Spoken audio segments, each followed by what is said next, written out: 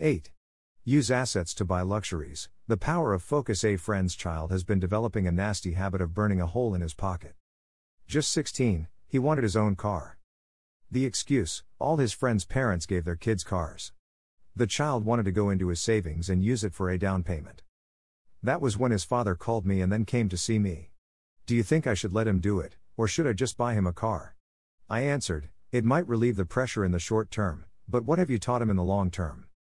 Can you use this desire to own a car and inspire your son to learn something? Suddenly the lights went on, and he hurried home. 2 months later I ran into my friend again. Does your son have his new car? I asked. No, he doesn't. But I gave him $3,000 for the car.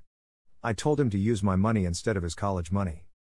Well, that's generous of you, I said. Not really. The money came with a hitch. So what was the hitch? I asked. Well, first we played your cash flow game. We then had a long discussion about the wise use of money. After that, I gave him a subscription to the Wall Street Journal and a few books on the stock market. Then what? I asked. What was the catch? I told him the $3,000 was his, but he could not directly buy a car with it. He could use it to find a stockbroker and buy and sell stocks. Once he had made $6,000 with the $3,000, the money would be his for the car, and the $3,000 would go into his college fund. And what are the results? I asked. Well, he got lucky early in his trading, but lost everything a few days later. Then he really got interested. Today, I would say he is down $2,000, but his interest is up. He has read all the books I bought him, and he's gone to the library to get more. He reads the Wall Street Journal voraciously, watching for indicators. He's got only $1,000 left, but his interest and learning are sky high. He knows that if he loses that money, he walks for 2 more years. But he does not seem to care. He even seems uninterested in getting a car, because he's found a game that is more fun. What happens if he loses all the money? I asked. We'll cross that bridge when we get to it. I'd rather have him lose everything now than wait till he's our age to risk losing everything. And besides, that is the best $3,000 I've ever spent on his education.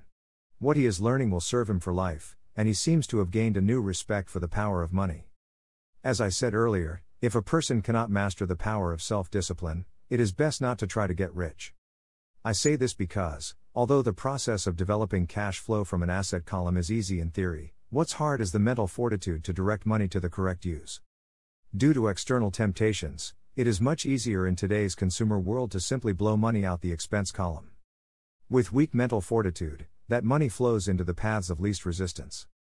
That is the cause of poverty and financial struggle. The following example illustrates the financial intelligence needed to direct money to make more money. If we give 100 people $10,000 at the start of the year, I believe that at the end of the year, 80 would have nothing left.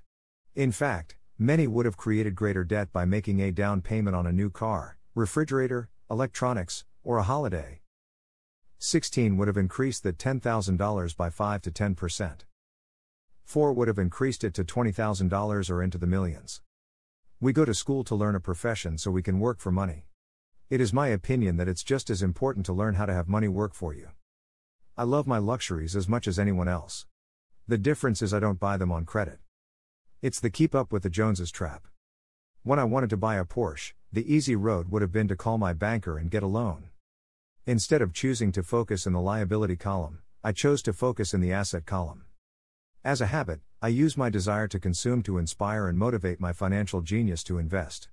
Too often today, we focus on borrowing money to get the things we want instead of focusing on creating money. One is easier in the short term, but harder in the long term.